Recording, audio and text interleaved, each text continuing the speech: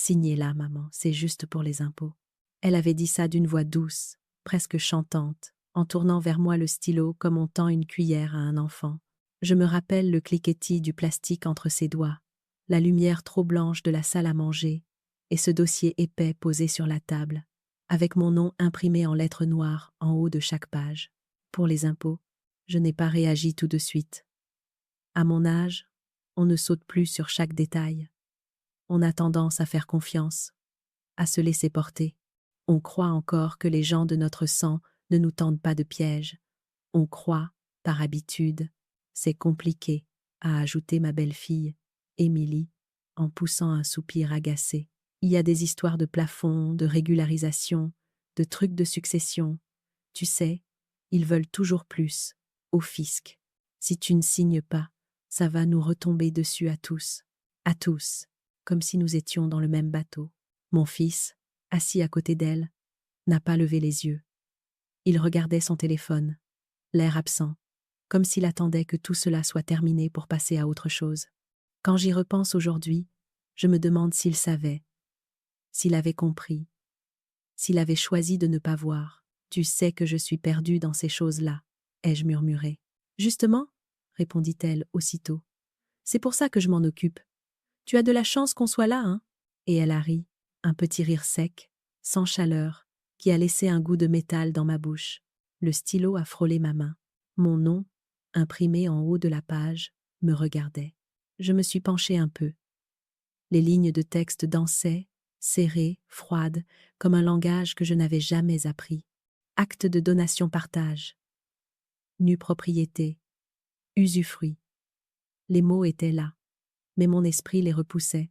C'est quoi ça? Ai-je demandé en pointant une expression. Elle ne m'a pas laissé finir. C'est du jargon, maman. Juste la forme. L'important, c'est que ça optimise ta fiscalité. Le notaire l'a expliqué. Tu te souviens? Je me souvenais du rendez-vous chez le notaire, oui. Enfin, d'une partie, une salle grise, des fauteuils trop bas, des phrases qui s'enchaînaient trop vite. Il avait parlé, longtemps, en regardant surtout mon fils et ma belle-fille. On m'avait apporté un café. On m'avait demandé si je comprenais, si j'étais d'accord. J'avais dit oui, par réflexe. Parce qu'on me regardait, parce que j'étais gênée d'interrompre. C'est pour mettre les choses au clair, Madame Martin, avait dit le notaire. Pour anticiper, pour protéger, anticiper, protéger. Des mots qu'on répète aux vieux pour qu'ils se taisent. Ce soir-là, à la maison, devant ce dossier, quelque chose en moi a pourtant hésité. Une ombre, tout au fond, une petite voix presque éteinte. Et si ce n'était pas seulement pour les impôts, c'est une formalité, a répété Émilie. Elle a posé sa main sur la mienne, comme on pose un couvercle sur une casserole qui déborde. Tu n'as pas envie qu'on ait des problèmes avec le fisc, si? J'ai serré les doigts autour du stylo. Mes mains n'étaient plus celles d'autrefois. Tachetées. Les mains d'une femme qu'on peut pousser à signer. Maman, intervint enfin mon fils, sans quitter son téléphone des yeux, fais-lui confiance. Elle a tout vérifié. Fais-lui confiance. Je crois que c'est cette phrase qui m'a brisé le plus, non pas parce qu'elle me rassurait, mais parce qu'elle me rappelait les années où c'était lui qui avait confiance en moi. Je me suis vue, 30 ans plus tôt, en train de signer des autorisations de sortie pour l'école, des chèques pour ses études, des papiers pour les bourses, des formulaires de cantine. Je signais pour lui, alors, pour qu'il avance, pour qu'il soit protégé, pour qu'il ait un avenir. Aujourd'hui, c'était lui qui me demandait de signer. Mais quelque chose, dans le renversement du geste, sonnait faux. Tu es sûr que c'est pour les impôts? Ai-je insisté? Émilie a soupiré, agacée cette fois. Mais oui, regarde. Elle a tourné la page très vite, m'a montré un passage en diagonale, lu quelques mots, appuyé sur les termes qu'elle avait choisis. Charge fiscale, avantage, déclaration. C'était habile, très habile. Jeanne, tu me fais confiance, ou pas? Le ton avait changé. Il y avait dans sa voix une pointe de défi, presque de menace. Mon fils, lui, gardait ce silence qui me piquait comme une aiguille. Je me suis sentie seule, terriblement seule, assise à ma propre table, dans mon propre salon, avec mon propre fils à 2 mètres de moi, et plus seule que je ne l'avais jamais été. Je me suis entendu dire « D'accord ». J'ai baissé les yeux. Le stylo a touché le papier.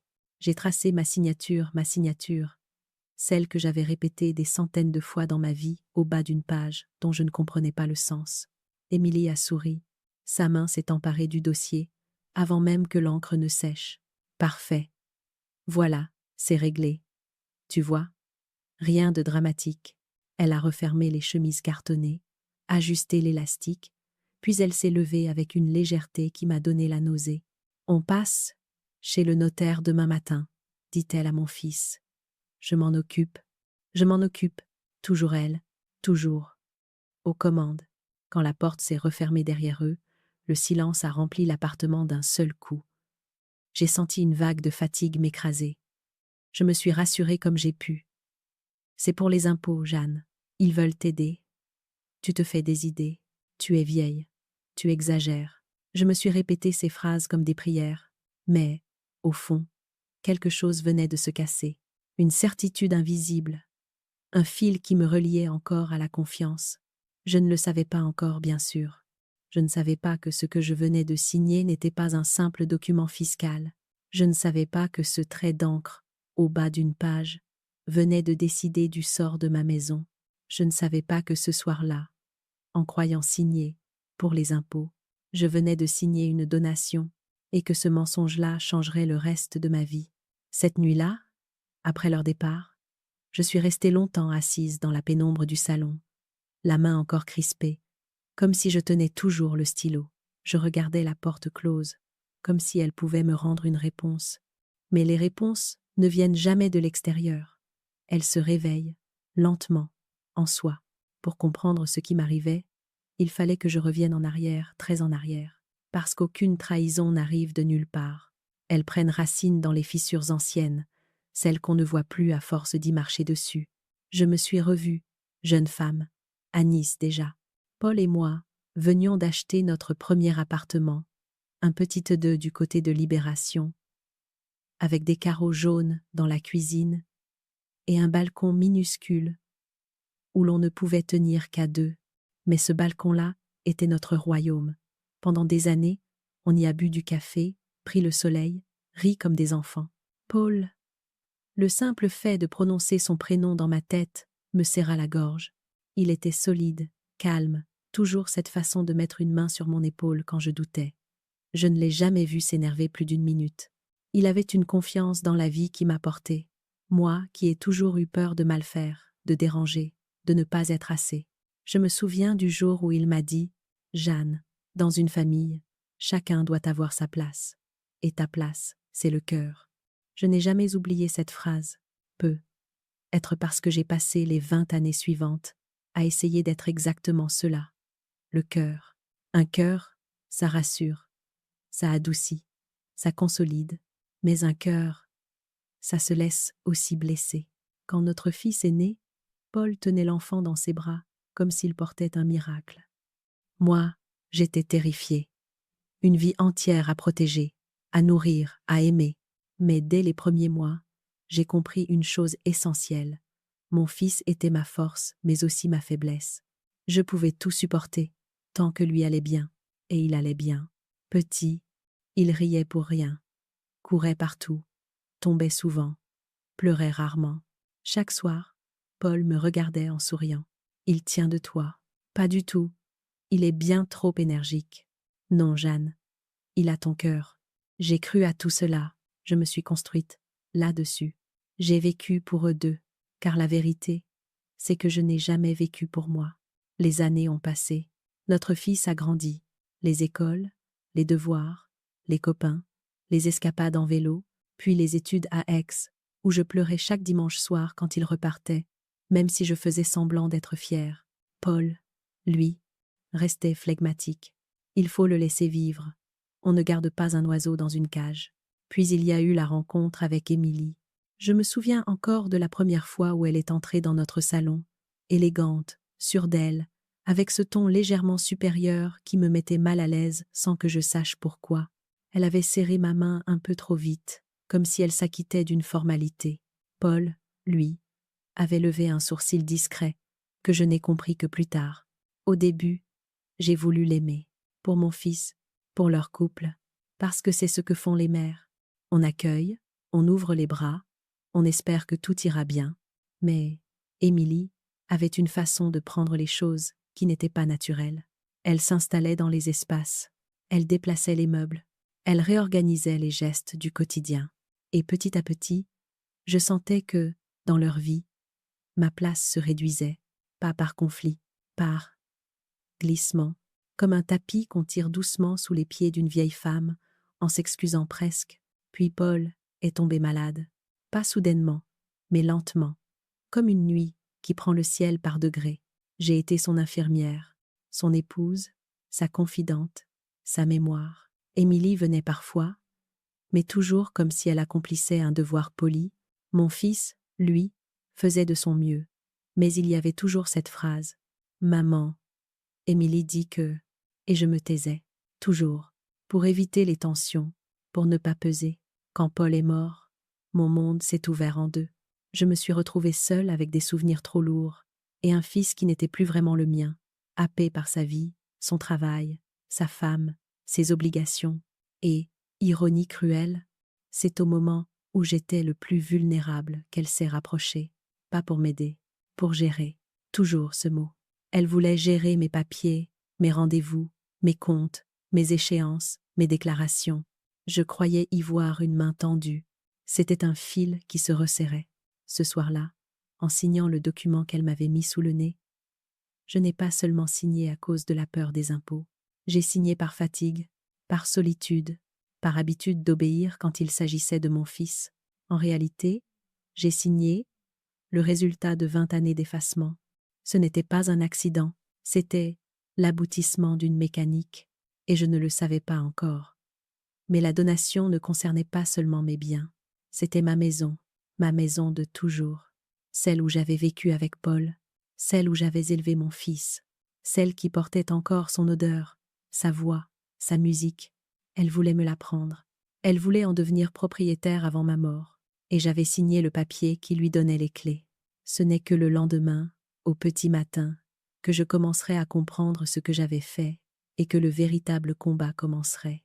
Les premiers signes ne sont jamais brutaux, ils sont légers, presque imperceptibles.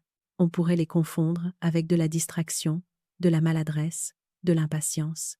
Et c'est d'ailleurs ce que j'ai fait, pendant longtemps, trop longtemps. Quand je repense à Émilie aujourd'hui, je me dis que je l'ai presque aidée, malgré moi, en laissant tout glisser, en me taisant, en acceptant. Je lui ai donné, sans le vouloir, le terrain dont elle avait besoin pour manœuvrer. Le premier signe, je crois, remonte à un dimanche. Nous étions invités chez eux pour déjeuner. Paul était encore en vie, mais très fatigué. Je me souviens de lui, assis dans le canapé, pâle, les mains jointes, l'air absent. Émilie avait préparé un repas léger, disait-elle. Mais ce n'était pas un repas. C'était un prétexte, une scène, une occasion de montrer qu'elle contrôlait tout. Elle s'était assise juste à côté de Paul, enjouée, trop enjouée, comme si elle voulait capter toute son attention. À moi, elle parlait à peine. À un moment, elle a dit, d'une voix un peu trop forte, « Jeanne, vous ne trouvez pas que Paul devrait éviter les plats salés ?» Le médecin l'a dit. « Non, vous faites attention. » Chez vous, le sous-entendu m'a transpercé. Paul a tourné la tête vers moi, coupable sans raison. Moi, j'ai baissé les yeux. C'était subtil, presque rien. Mais c'était la première fois que je me sentais jugée, comme si je n'étais plus capable de prendre soin de mon propre mari. Un autre jour, j'ai voulu offrir une montre à mon fils pour son anniversaire. Une montre que Paul avait choisie lui-même pour quand il deviendra père, avait-il dit. Elle était restée dans un tiroir, enveloppée dans son écrin bleu marine, pendant des années. Quand je l'ai donnée à mon fils, Émilie s'est avancée, l'a prise des mains de mon fils avant même qu'il ne l'ouvre, et a déclaré « Oh, une montre ancienne, c'est touchant. Tu la porteras pour les occasions, hein? Pas tous les jours. Elle est fragile. » Elle avait hésité sur le mot, juste assez pour me blesser. Ce jour-là, j'ai compris quelque chose d'essentiel. Elle ne voulait pas m'empêcher d'aimer mon fils. Elle voulait m'empêcher d'exister à ses yeux. Puis, il y a eu les petites phrases, glissées, mine de rien. Vous savez, Jeanne, on a tous besoin d'un peu de modernité dans nos vies. Je comprends. À votre âge, on oublie vite. Ne vous embêtez pas. Je vais le faire. Ça fait un peu vieillot, non? Toujours dite, avec un sourire. Toujours dite, devant mon fils. Toujours prononcée assez doucement pour qu'il les prenne pour de la gentillesse, et assez fermement pour que je sente leur véritable poids. Un jour, alors que Paul venait de sortir de l'hôpital pour la 3e fois, Émilie a pris mon fils à part dans la cuisine.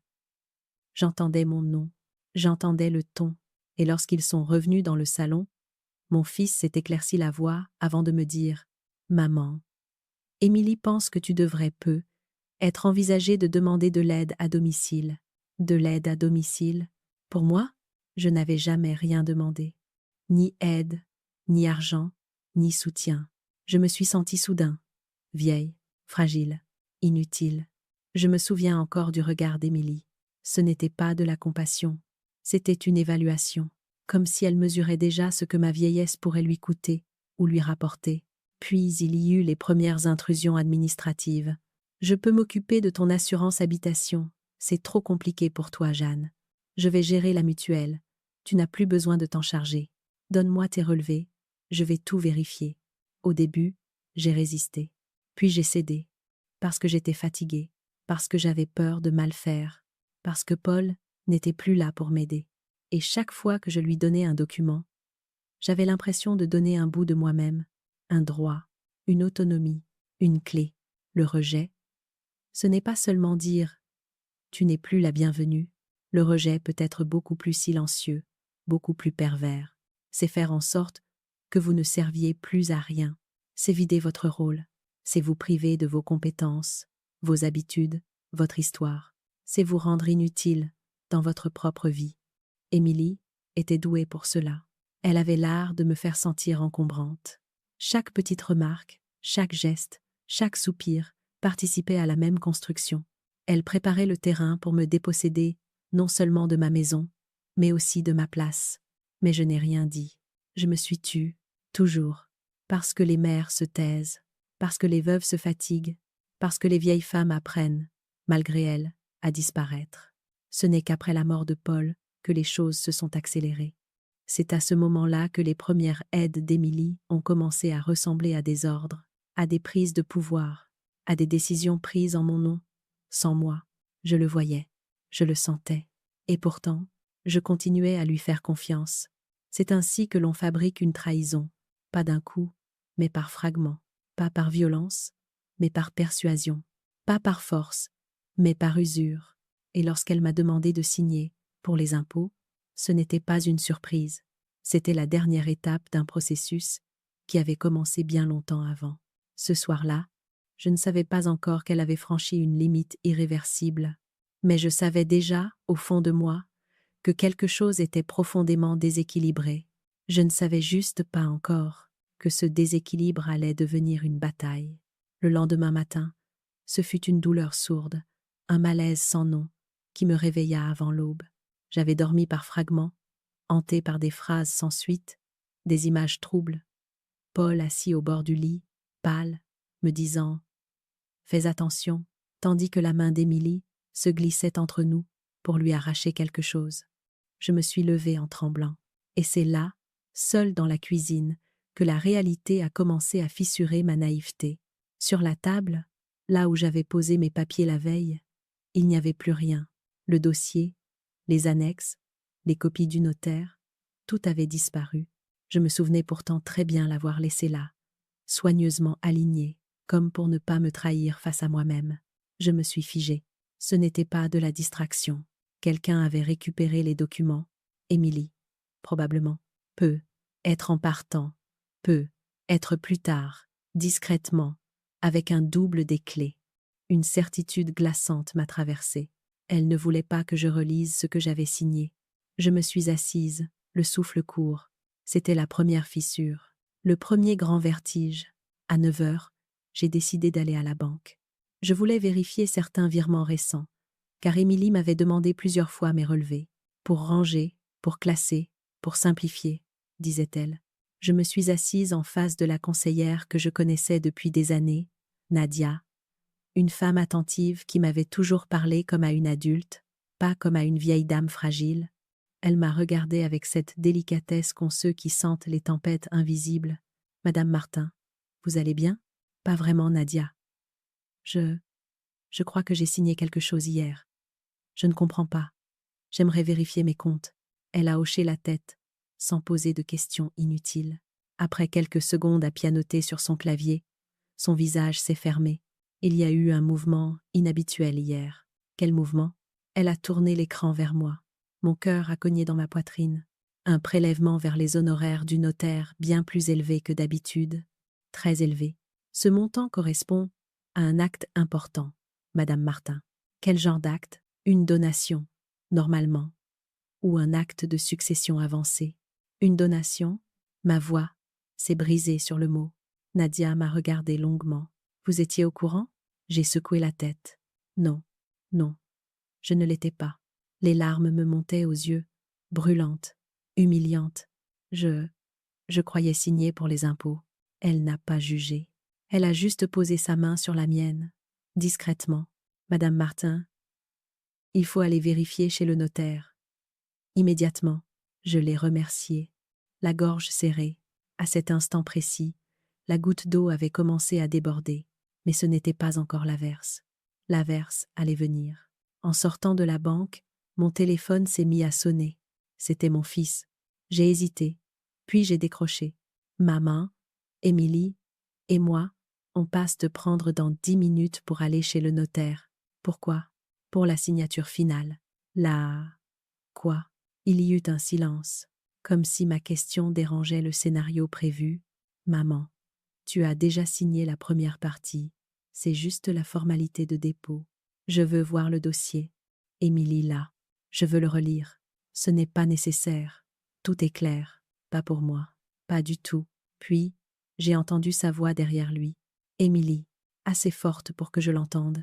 Elle va encore nous retarder. Tu sais comment elle est. Elle panique pour rien. Pour rien. Oui, bien sûr. On panique toujours pour rien. Jusqu'au jour où il est trop tard. Quand ils sont arrivés, j'étais déjà dehors, debout, le sac sur l'épaule, la clé tournée dans la serrure. Émilie est sortie de la voiture, la première. Jeanne, tu fais une tête. Donne-moi le dossier. Ce n'est pas utile. Je me suis approchée d'elle. Donne-le-moi. Elle a croisé les bras. Je t'ai dit que... J'ai levé la voix. Pour la première fois depuis des années. Le dossier. Émilie. Maintenant, elle a blêmi. Pas de colère, de surprise. Elle n'avait jamais vu ma voix sortir ainsi. Droite, pleine, presque métallique. Mon fils est intervenu, gêné. Maman, arrête. Non, je me suis tournée vers lui. Vous ne partirez pas d'ici tant que je n'aurai pas vu ce que j'ai signé. Émilie a fini par ouvrir son sac, très lentement, comme quelqu'un qui sait qu'il est en train de perdre le contrôle. Elle a sorti la chemise cartonnée beige. Le dossier, mon dossier, je l'ai arraché de ses mains, sans m'excuser. Quand j'ai ouvert la première page, mes yeux se sont brouillés. Pas de chiffres d'impôt, pas de déclaration fiscale, pas de régularisation.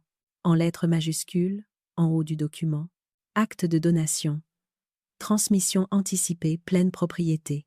Ma maison était déjà à leur nom. Définitivement, j'avais signé, j'avais donné, j'avais été trompée. Émilie a murmuré. C'est mieux pour tout le monde. Jeanne. Pour tout le monde? Ai-je répété. Pour nous, en tout cas. Et ce fut la fin. Le moment où la trahison ne fut plus une impression. Le moment où mon monde, celui que j'avais construit avec Paul, celui que j'avais tenté de préserver pour mon fils, s'effondra d'un seul coup. La goutte d'eau, la vraie, c'était ça, ce dossier, entre mes mains. Cette évidence, il m'avait dépossédée, en me souriant, en me disant que c'était pour les impôts. Je crois que, ce jour-là, la rue s'est mise à tourner autour de moi. Pas les voitures, pas les passants. Mon monde intérieur, tout se dérégla d'un coup, comme si l'air était devenu trop lourd, trop dense, impossible à respirer. Je tenais le dossier dans mes mains. Les pages tremblaient légèrement, non pas sous le vent, sous la secousse de mon propre cœur. Une donation, la pleine propriété. Ma maison, celle de Paul, donnée, définitivement, sans retour, sans condition. J'ai fermé les yeux, je me suis forcée à inspirer, mais ma poitrine restait serrée comme un poing fermé. Maman, tu dramatises, dit mon fils, en posant une main maladroite sur mon épaule. Je l'ai repoussée doucement, pas par violence, par instinct. Je ne reconnaissais plus sa voix. Elle était étrangère, comme voilée par des mois, être des années, d'influence silencieuse. Je regardais mon fils, et je ne voyais plus l'enfant que j'avais élevé. Je voyais un homme fatigué, dominé, englué dans un discours qui n'était pas le sien. Je ne savais pas que c'était ça, ai-je murmuré. Mais si, tu le savais. Tu étais là. Tu étais d'accord, protesta-t-il, presque nerveux. Je croyais que c'était pour les impôts. Tu as mal compris, maman. Cette phrase-là, elle a traversé ma peau comme une lame froide. Tu as mal compris. C'était exactement ce qu'Émilie répétait depuis des mois. Un mantra déguisé en reproche. Une manière de me renvoyer à mon âge, à ma prétendue confusion, à ma supposée faiblesse. Je veux revoir le notaire, ai-je dit d'une voix cassée. Pourquoi? Tout est déjà signé. Je veux savoir ce que j'ai fait. Émilie a levé les yeux au ciel. Tu vas encore tout compliquer, Jeanne. Le notaire nous attend. On y va. Nous, pas moi, pas toi et ton fils. Nous, comme si j'étais déjà sortie de l'équation, je suis montée dans la voiture sans un mot. Les pages de la donation dans mes mains, froissées à force d'être serrées. Pendant tout le trajet, mon fils parlait pour combler le silence, pour justifier, pour minimiser. C'est administratif. Ça ne change rien pour toi. Tu gardes l'usufruit? Tu vois, on t'aide juste à anticiper. Des phrases qui flottaient comme de petits pansements posés sur une blessure béante. Des phrases apprises, répétées, dictées. Des phrases d'Émilie. Moi, je regardais la route défiler. Je voyais les collines de Nice, les façades rosées, les palmiers. Mais tout semblait flou, comme si je n'appartenais plus à ce paysage qui avait été le mien toute ma vie. J'étais décalée, transparente, une passagère dans la voiture et dans ma propre existence. Lorsque nous sommes arrivés chez le notaire, un voile froid m'est tombé sur les épaules. Je me suis assise dans la salle d'attente, le dossier serré contre moi, comme si je tentais de retenir quelque chose qui m'échappait déjà. Maître d'Orlange est sorti. Il avait cet air neutre, élégant, avec sa voix trop posée. Mais le regard qu'il a posé sur moi, oui, ce regard-là, je m'en souviens parfaitement. Un éclair d'inquiétude, puis un voile professionnel. Il savait que quelque chose n'allait pas. Madame Martin, vous avez l'air souffrante. Tout va bien? Je veux comprendre ce que j'ai signé, maître. Mais bien sûr, nous allons tout reprendre. Émilie l'a coupé. Ce n'est pas nécessaire. On est pressé. Vous savez ce que c'est. Maître d'Orlange l'a fixé, calmement, puis s'est tourné de nouveau vers moi. Non, nous allons reprendre. Pour la première fois depuis longtemps, j'ai senti quelqu'un se placer entre elle et moi, et cela m'a fait presque mal. La différence entre une neutralité bienveillante et l'abandon déguisé en aide. Nous avons ouvert le dossier, page après page, clause après clause. Chaque mot me frappait comme un rappel brutal de ma naïveté. Paul, si seulement tu étais encore là, tu aurais su, tu aurais vu, tu aurais compris avant moi. Je marchais dans la rue après le rendez-vous. Sans eux, je ne sais même plus comment nous nous sommes séparés. Le soleil tapait sur les pierres, mais j'avais froid, très froid. Je me suis assise sur un banc, près d'une boulangerie. Les odeurs de pain chaud, de sucre, de beurre fondu me ramenaient d'habitude à des souvenirs doux. Pas ce jour-là. Je revoyais chaque geste d'Émilie, chaque phrase, chaque sourire trop poli, chaque service soi-disant rendu. C'était une construction, une stratégie, une dépossession méthodique. Et moi, j'avais avancé pas à pas vers le piège, en croyant que c'était un chemin de famille, en croyant qu'on voulait mon bien, en croyant que ma vieillesse méritait un peu de respect. Je me sentais stupide, trop confiante, trop aimante, trop docile, mais la honte s'effaça lentement, remplacée par quelque chose que je n'avais pas ressenti depuis longtemps, de la colère. Pas une colère violente, non, une colère froide, précise, presque chirurgicale, une colère qui dit « on m'a humilié, on m'a trahi, Mais je ne resterai pas couchée. Je n'avais plus Paul. Je n'avais plus mes forces d'autrefois. Mais il me restait quelque chose d'essentiel, ma lucidité. Et ce jour-là, sur ce banc, un carnet à peine sorti de mon sac, j'ai écrit la première ligne de ma résistance, retrouver tous les documents, revoir un autre notaire, ne plus rien signer, ne plus rien dire. Je n'avais pas encore de plan, mais j'avais une direction. La trahison était claire, la douleur était immense. Mais une chose était certaine, je n'étais plus une victime. Je devenais une femme qui allait se battre en silence. Le soir même, rentrée chez moi, j'ai fermé la porte à double tour, puis je me suis appuyée contre le bois froid. Le silence de l'appartement me tomba dessus comme une vague. Cet appartement, cette maison, où chaque mur portait encore la respiration de Paul, où chaque meuble racontait un fragment de notre vie, c'était cela, surtout, que je ne pouvais pas accepter, qu'on me l'ait volé, sans bruit, sans violence visible, simplement par des mots et des signatures.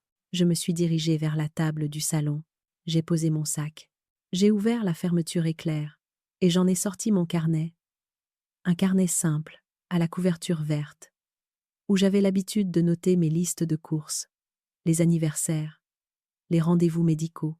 Ce soir-là, il allait devenir autre chose. Mon dossier de survie, mon carnet de justice. J'ai écrit lentement, en m'appliquant, comme si chaque lettre devait me redonner de la force, ne plus rien signer, ne plus laisser Émilie gérer mes documents, retrouver une copie de tout ce qui a été signé, consulter un autre notaire, pas celui qu'elle connaît, comprendre mes droits. En dessous, j'ai ajouté une phrase qui m'a surpris moi-même. Je ne veux pas me venger. Je veux récupérer ce qui est à moi. La nuance était immense. Le lendemain, j'ai commencé ma tournée. D'abord la mairie, pour récupérer les actes d'état civil nécessaires à tout dossier de propriété. Puis la banque, où Nadia m'a imprimé plusieurs historiques de comptes. Elle m'a observé un instant. « Vous allez bien, Madame Martin ?» Je me défends. Nadia. Elle a souri, triste, mais fière. « C'est bien. » Continuez. J'ai aussi demandé la liste des procurations actives sur mes comptes. Il n'y en avait pas. Émilie n'avait pas encore eu le temps d'aller jusque-là. Un répit, une chance, une petite fenêtre ouverte. L'après-midi, j'ai téléphoné à l'étude d'un autre notaire. Pas celui d'Émilie, pas celui de mon fils.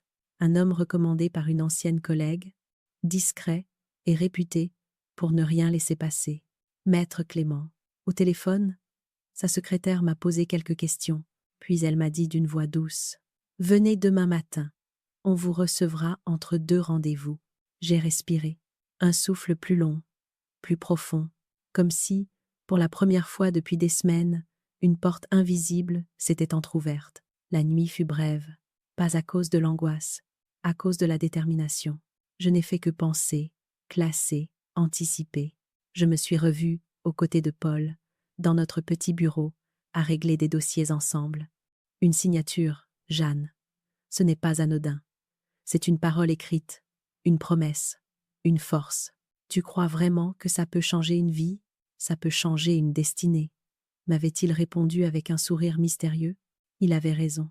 Et l'ironie cruelle, c'est que ce souvenir me revint précisément le jour où ma propre signature avait été utilisée contre moi. Le lendemain, j'ai pris le bus pour aller à l'office de Maître Clément. Je suis arrivée 20 minutes en avance, mon carnet serré contre moi. L'étude était sobre, claire, sans luxe inutile. Un décor qui respirait la transparence, exactement ce dont j'avais besoin. Quand la secrétaire m'a demandé « Vous venez pour quel type de dossier ?»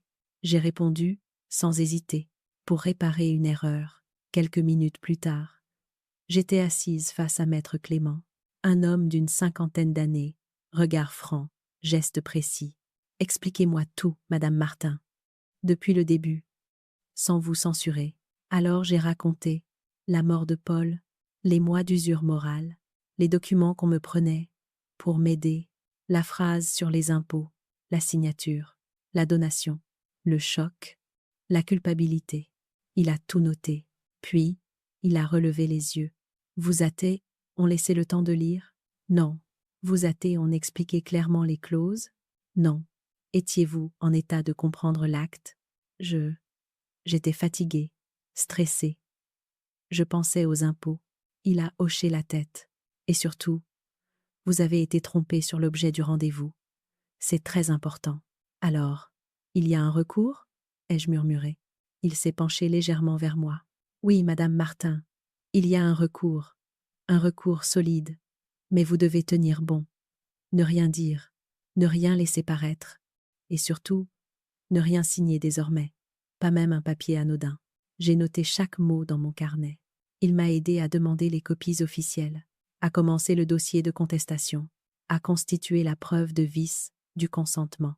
Et quand je suis sortie de l'étude, mes pas n'étaient plus hésitants. Ils étaient fermes, mes épaules redressées, mon silence, intentionnel. Le soir, Émilie a appelé. Je n'ai pas répondu. 2 fois, 5 fois, 10 fois. Elle a laissé un message. Jeanne, on doit finaliser demain. Ne t'inquiète pas. Tout va bien. J'ai souri. Un sourire glacé, mais calme. Elle croyait que j'étais encore la Jeanne d'avant. Celle qui tremble, celle qui cède, celle qui s'excuse. Mais j'étais devenue autre chose. Une femme en train de reprendre les rênes. Une femme qui note tout. Une femme qui consulte. Une femme qui prépare. J'éteignis mon téléphone. Et dans le silence retrouvé, une phrase de Paul résonna dans mon esprit. Ne laisse jamais quelqu'un disposer de ta vie à ta place. Je ne laisserai plus personne. Jamais. Le piège se refermait. Mais cette fois, pas sur moi. Le matin, où tout devait basculer, Nice était étrangement calme. Un ciel pâle glissait au-dessus des immeubles, comme si la ville elle-même retenait son souffle. Moi aussi. J'avais passé la nuit à relire mon carnet, chaque note, chaque heure, chaque phrase dictée par maître Clément. Je savais ce que j'avais à faire. Ne rien dire, ne rien expliquer, ne rien confronter. Rester neutre, laisser la vérité apparaître d'elle-même, comme une marée qui remonte inexorablement. À 9 heures tapantes, quelqu'un a frappé à ma porte. 3 coups secs, ni hésitants, ni police. Des coups qui exigent. J'ai ouvert. Émilie se tenait là, impeccable dans son manteau beige, un sourire trop large accroché au visage. Mon fils, derrière elle, l'air fatigué, gêné, comme s'il pressentait un malaise sans pouvoir le nommer. « Jeanne, tu es prête ? On doit déposer l'acte chez le notaire. C'est la dernière étape. » Elle est entrée sans y être invitée, comme désormais chez elle. Elle lança. « Tu n'as rien à faire. Juste accompagner. Il faut une présence, tu comprends ? Une formalité. Après, tu n'auras plus à t'inquiéter de rien. » Je n'ai pas répondu. Je me suis juste tournée vers la table, attrapant mon sac. Mon carnet vert y était soigneusement rangé. Dans la voiture, personne ne parla pendant les premières minutes. Puis, Émilie brisa le silence. « Tu vois, Jeanne, tout cela, c'est pour ton bien, pour simplifier, pour éviter les problèmes. » Encore ce mot. Simplifier. Simplifier ma vie ou simplifier leur héritage. Mon fils prit enfin la parole, une voix hésitante. « Maman, après ça, on pourra s'organiser autrement. Peut-être vendre la maison. Tu pourrais vivre dans quelque chose de plus petit, plus pratique. » J'ai senti mon cœur se serrer, un nœud dur et brûlant. C'était donc cela, la maison, mon ancrage, mon refuge. Mais je suis restée silencieuse, comme me l'avait conseillé maître Clément. Le silence est une arme. Parfois, l'une des rares qu'il me restait. Lorsque nous sommes arrivés devant l'étude notariale, maître Clément nous attendait déjà dans la salle vitrée. Émilie le salua, avec une cordialité surjouée. « Maître, merci de nous recevoir. Je sais que vous êtes débordé. » Il acquiesça poliment, puis posa son regard sur moi. Un regard franc, un regard qui disait « Je suis là. N'ayez pas peur. » Nous nous sommes assis autour de la grande table, en bois clair. Émilie sortit son dossier, parfaitement trié. Une organisatrice de destinée la mienne, en l'occurrence. « Allons-y, » dit-elle. « Il faut juste valider la dernière formalité. » Maître Clément tapota sur le clavier, ouvrit le fichier numérique, ajusta ses lunettes, puis il dit, calmement, « Madame Martin, avant de procéder, j'ai besoin de confirmer quelque chose avec vous. » Les épaules d'Émilie se crispèrent. « Mais, qu'est-ce qu'il y a à confirmer ? Tout est clair, non ? » « Justement, » répondit-il, Je dois m'assurer que Madame Martin a bien compris l'acte qu'elle a signé. Un froid glacial traversa l'air. Bien, sûr qu'elle a compris, répondit Émilie avec un rire nerveux. N'est-ce pas, Jeanne? Je l'ai regardée, sans parler. Juste un regard. Elle fronça les sourcils. Il y eut une fissure dans son assurance. Maître Clément poursuivit. Madame Martin, à quoi pensiez-vous en signant le document? Un silence épais tomba. Mon fils se pencha vers moi, inquiet. Maman, réponds. Je me suis tournée vers le notaire. Ma voix était douce, mais stable, plus ferme que je ne l'avais prévu. Je croyais signer un document pour les impôts. Un souffle d'air sembla quitter la pièce, comme si quelqu'un venait de tirer une nappe sans prévenir. Les yeux d'Émilie se dilatèrent. Quoi? Pour les impôts, répétai-je calmement. C'est ce qu'on m'a dit. Maître Clément s'appuya contre son dossier. Je note donc que vous avez été induite en erreur sur la nature de l'acte. Émilie explosa. Mais enfin, c'est ridicule. Elle savait très bien. Elle oublie, c'est tout. Elle ne semble pas confuse, répondit le notaire en la fixant. Elle semble sûre d'elle, mais elle balbutia, cherchait ses mots, perdait pied. Je la voyais comme je ne l'avais jamais vue, démasquée. Mon fils, lui, devenait livide. Émilie, tu lui as dit que c'était pour les impôts? Évidemment que non. Enfin, peut être, je veux dire. Pas exactement. Il s'est levé, vacillant. Tu m'avais dit que c'était clarifié, que tout était transparent. Maître Clément posa les mains sur la table. Sa voix était limpide, méthodique. Si l'acte a été signé sous tromperie, pression morale ou fausse information, il peut être contesté et potentiellement annulé. Émilie devint rouge. Mais quelle tromperie! Elle exagère. J'ai sorti mon carnet vert. Je l'ai posé sur la table, ouvert, à la page où j'avais écrit. Elle m'a dit que c'était pour les impôts. 14,52. Chez moi, le visage de mon fils tomba. L'effet fut immédiat. Comme une pierre jetée dans l'eau, les cercles s'élargissaient, déformant tout. Émilie s'étouffa. Tu notes des choses? Oui. Elle recula dans son fauteuil, soudain perdue, minuscule. Ses certitudes s'effondraient. Maître Clément conclut. Madame Martin, nous allons entamer la procédure d'annulation. Vous n'avez rien d'autre à dire. L'essentiel est déjà là. Je l'ai regardé. Le bruit de la couverture, en se refermant, résonna comme un verdict. En sortant de l'étude, mon fils ne parlait plus. Émilie, elle, sanglotait de rage, pas de regret. Moi, je marchais lentement, sans hâte. Le soleil de Nice me chauffait les épaules. Une chaleur douce, une chaleur libre, en silence. Le piège s'était refermé. Mais cette fois, sur ceux qui l'avaient tendu. En rentrant chez moi, après la confrontation chez le notaire, j'ai posé mon sac dans l'entrée et je suis restée immobile un long moment. Le silence m'entourait, dense, presque sacré. J'aurais pu pleurer, m'effondrer, crier. Mais rien de cela n'est venu. J'ai simplement respiré. J'avais repris quelque chose d'essentiel, ma voix intérieure. Ce soir-là, j'ai laissé les fenêtres ouvertes. L'air de Nice entrait, chargé d'iodes et de rumeurs lointaines. Les lumières de la ville clignotaient comme des promesses ténues. Je me suis servi une tisane, et pour la première fois depuis longtemps, je n'avais pas peur. Mais ailleurs, à quelques rues de là, la tempête avait éclaté. Vers 21 heures, mon téléphone a commencé à vibrer. D'abord un appel, puis 2, puis 5. Je n'ai pas répondu. 1 heure plus tard, des messages ont afflué. De mon fils. Maman, on doit parler. Je suis perdue. Puis, elle dit que tu mens, que tu l'as piégé, que tu as tout inventé. Je n'ai pas répondu. D'Émilie. Un long message, très long. Accusations, reproches, pleurnicheries, menaces voilées. Elle oscillait entre la victime et la bourreau, cherchant encore le rôle qui pourrait lui sauver la peau. Je n'ai pas répondu. Le silence est parfois plus puissant qu'un discours. Ce fut le lendemain matin que le véritable éclatement se produisit. Je me suis réveillée tôt, comme toujours. Le soleil pointait à peine derrière les immeubles roses. J'ai fait chauffer de l'eau, déroulé une petite nappe blanche, posé une tartine sur une assiette, une paix simple, une paix méritée, et puis, un vacarme, le téléphone, encore, encore, encore. J'ai fini par écouter le message vocal de mon fils. Sa voix tremblait. Maman, je croyais qu'Émilie avait tout fait pour toi. Elle dit que tu n'as rien compris. Mais le notaire a dit que c'était contestable. J'entendais derrière lui un tumulte, des cris, des pas précipités, des portes claquées. Émilie hurlait.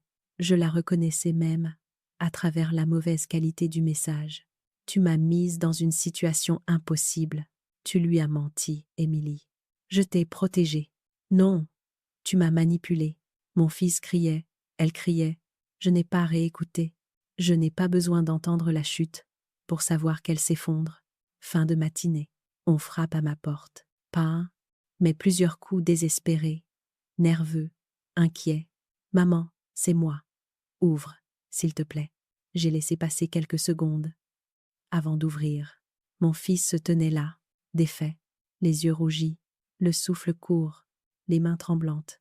Maman, je ne savais pas. Je te jure que je ne savais pas. Je l'ai regardé longuement. Je voyais à quel point il avait été pris entre deux forces son amour pour moi et l'emprise d'Émilie. Pendant des mois, elle avait parlé à sa place, pensé à sa place, décidé à sa place. Il avait été aveuglé par la peur de déplaire, par le confort, de laisser quelqu'un d'autre gérer.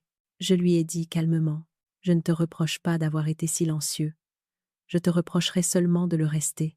Il a baissé la tête, puis il a murmuré, je me suis disputé avec elle toute la nuit.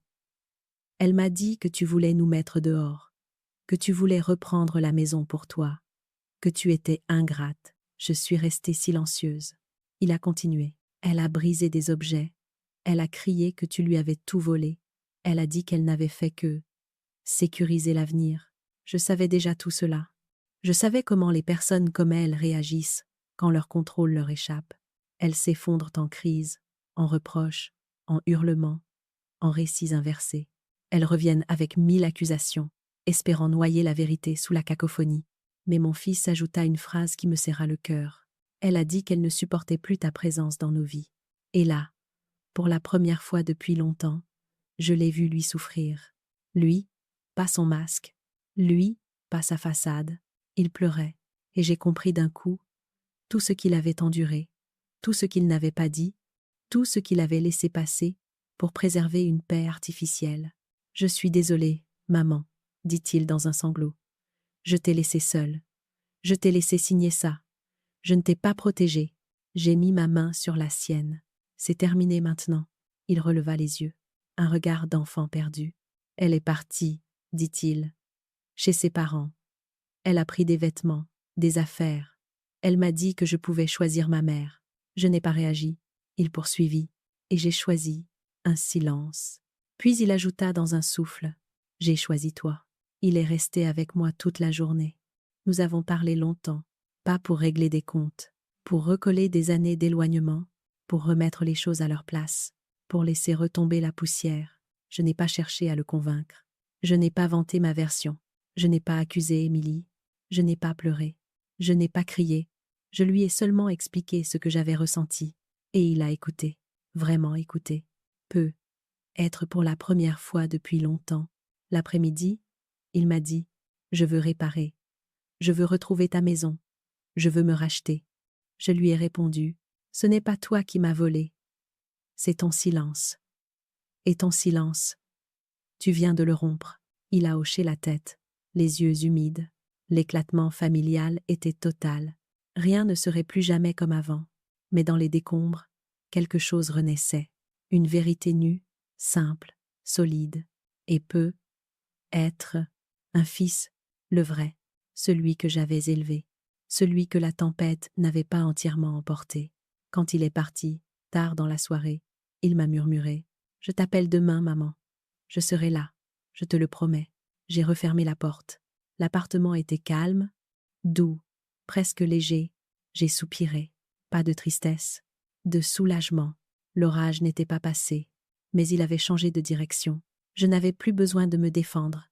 La vérité, désormais, parlait pour moi. Les jours qui suivirent furent étranges, presque irréels. Le tumulte de la chute d'Émilie n'était déjà plus qu'un bruit lointain, comme une tempête passée que l'on entend encore rouler au-dessus des collines, mais qui ne menace plus de frapper. Dans mon appartement, une paix nouvelle s'était installée, une paix presque fragile, mais lumineuse, délicate, la sorte de paix qu'on n'ose pas encore toucher, de peur qu'elle ne s'envole. Je passais de longues heures à marcher sur la promenade des Anglais, le bruit des vagues, les couleurs changeantes du ciel, l'odeur de sel et de vent frais se mêlaient en moi comme un baume. À chaque pas, je sentais quelque chose se dénouer, quelque chose de serré, de contracté depuis des mois peu, être des années. Je recommençais à respirer. Mon fils venait me voir presque tous les jours. Parfois, il ne restait qu'un quart d'heure, parfois 1 heure, mais sa présence n'avait plus cette tension, ce malaise, cette retenue qui avait marqué nos dernières années de relation. Il arrivait les mains vides, mais le cœur plein, et cela valait tous les bouquets du monde.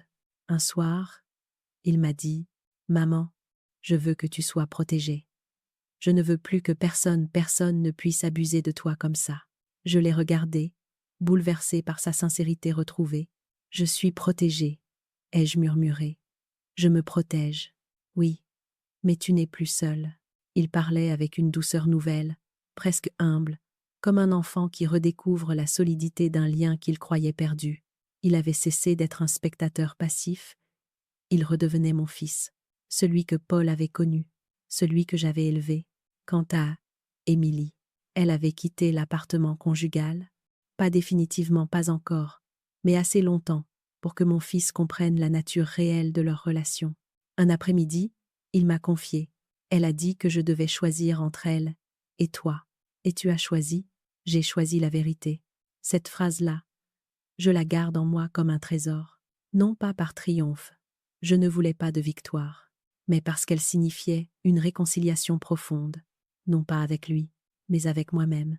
Le dossier d'annulation avançait. Maître Clément, méthodique et discret, construisait pierre après pierre l'argumentaire. Il m'expliqua un jour. Vous avez été trompé sur l'objet de l'acte. C'est grave. Et c'est contestable. Pensez-vous que je récupérerai la maison? Je pense que vous récupérez vos droits. Ce n'est pas la même chose. Mais c'est mieux. Ses mots étaient mesurés, mais son regard était confiant. Je me sentais soutenue.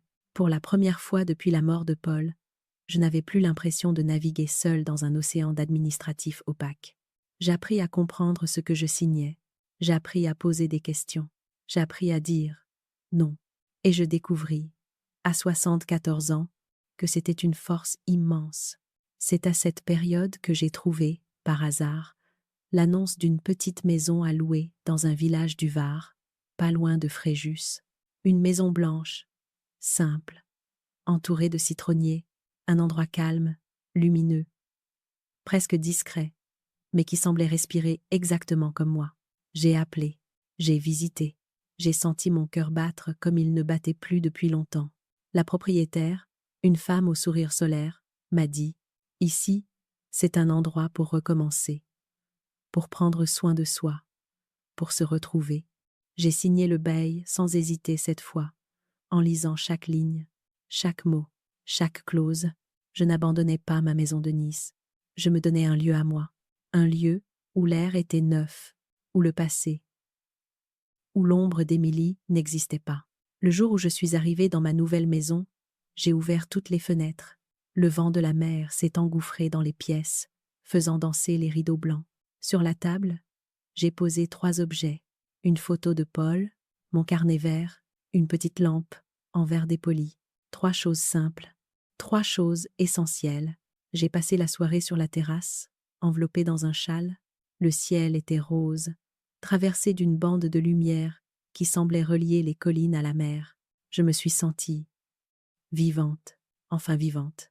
J'ai pensé à tout ce que j'avais traversé, à la trahison, à la signature, au piège, à la peur, à la colère, puis à ce chemin silencieux que j'avais forgé, seul, en notant chaque détail, chaque heure, chaque mot. Je n'étais pas une guerrière, je n'étais pas une héroïne. J'étais juste une femme qui refusait de disparaître. Et ce refus-là avait été mon salut. Plus tard dans la nuit, Mon fils m'a appelé. Je lui ai parlé du jardin, des citronniers, de la lumière. Il m'a dit, « Tu mérites ça, maman. Tu mérites la paix. » Je crois que je la retrouve enfin. Il est resté silencieux un instant, puis a murmuré, « Tu m'as manqué, toi aussi. » Ai-je répondu doucement, pas de rancœur, pas de reproche, juste un murmure d'amour retrouvé. Lorsque j'ai raccroché, je suis sortie une dernière fois sur la terrasse. La lune était haute, magnifique, presque pleine. Le vent du sud soufflait tiède. Je me suis mise à sourire. Un sourire que je ne reconnaissais pas. Un sourire qui venait d'un endroit profond, d'un endroit qui avait survécu. Je me suis dit, j'ai perdu beaucoup. Mais j'ai retrouvé l'essentiel. Moi-même. Demain, la procédure continuerait. Demain, la justice suivrait son cours. Demain, il faudrait encore signer des papiers, expliquer, prouver. Mais ce soir-là, je n'avais plus rien à craindre. Je n'étais plus une femme qu'on manipule. J'étais une femme qui avance. Et la mer, au loin, semblait applaudir doucement. Le dernier matin où j'ai quitté ma maison du Var pour retourner à Nice, non pas par obligation mais par choix, un calme étrange habitait l'air. Le soleil se levait lentement, enveloppant les collines d'une lumière dorée. Je me suis préparée lentement, comme si chaque geste avait un poids symbolique. Fermer une valise, souffler sur une tasse de thé fumante, toucher le rebord de la fenêtre, encore tiède de la nuit. Je n'étais pas la même femme qu'il y a quelques mois. La trahison m'avait vieilli, oui, mais elle m'avait aussi réveillée. Elle avait rallumé en moi une part que j'avais laissée s'endormir, celle qui observe, qui réfléchit, qui choisit, qui agit. Quand je me suis regardée dans le miroir avant de partir, j'ai vu une femme non pas brisée, mais transformée. Une femme qui avait cessé d'être une ombre, une femme qui avait repris sa place dans sa propre histoire. En arrivant à Nice, j'ai marché jusqu'à ma maison. La façade me semblait différente, non pas par sa couleur, mais par ce que je savais désormais. Elle n'était plus un piège administratif, ni un territoire menacé. Elle était redevenue ce qu'elle n'aurait jamais dû cesser d'être, ma maison, mon refuge, mon souvenir de Paul, ma part de monde. En franchissant le portail, j'ai senti quelque chose en moi se desserrer, comme si je revenais d'un long voyage intérieur. J'ai posé ma main sur la rambarde du balcon, là où Paul aimait tant s'appuyer quand il lisait le journal. Le vent du large s'est engouffré dans mes cheveux, comme une bénédiction tardive. Mon fils m'a rejointe plus tard. Il est arrivé sans bruit, presque humble, comme s'il avait peur de déranger le silence apaisé de la maison. « C'est encore plus beau que dans mes souvenirs, » dit-il, en regardant autour de lui. « C'est parce que tu vois clair, maintenant. » Il m'a souri, un vrai sourire, pas un sourire pour sauver la façade ou pour ménager quelqu'un, un sourire d'homme qui a traversé une tempête et qui en sort vivant. « La procédure avance, » ajouta-t-il. « Maître Clément m'a appelé ce matin. Je sais. Il m'a prévenu aussi. Et tu n'es pas en colère contre moi ?» Cette question-là, posée d'une voix fragile, m'a bouleversée plus que toutes les autres. Je l'ai regardée longuement avant de répondre. La colère, c'est pour ceux qui se disputent les miettes. Nous avons mieux que ça. Nous avons encore un lien. Il a cligné des yeux, comme si mes mots venaient de percer une carapace qu'il portait depuis trop longtemps. « Je veux réparer, » dit-il. « Je veux être là. Alors sois là. C'est tout ce que je te demande. » Il me prit la main, un geste simple, mais qui contenait toute une réconciliation. Quand il est parti en début de soirée, j'ai allumé une petite lampe dans le salon. Les ombres dansaient doucement sur les murs. J'ai ouvert une fenêtre pour laisser entrer le bruit des vagues. Puis je me suis assise à ma table, mon carnet vert devant moi. Je l'ai ouvert à la première page, celle où j'avais écrit, tremblante, quelque chose qui ressemblait à une supplique. Retrouver les documents, ne plus rien signer, chercher la vérité. J'ai posé mes doigts sur cette phrase et j'ai murmuré, presque pour Paul, « Regarde où nous en sommes, mon amour. Tu serais fier. » Dehors, le ciel virait à l'orange, puis au violet. Je me suis levée, j'ai marché jusqu'au balcon et je me suis appuyée sur la rambarde, exactement comme il le faisait. La rue était calme, la mer, au loin, et semblait respirer. Et là, dans ce moment suspendu, j'ai compris quelque chose que je n'avais jamais formulé avant. Je n'avais pas gagné contre Émilie. Je n'avais pas gagné contre la trahison. Je n'avais pas gagné contre la manipulation. J'avais gagné pour moi. J'avais récupéré ma maison. J'avais retrouvé ma dignité. J'avais reconstruit un lien avec mon fils. Et surtout, j'avais retrouvé ma voix.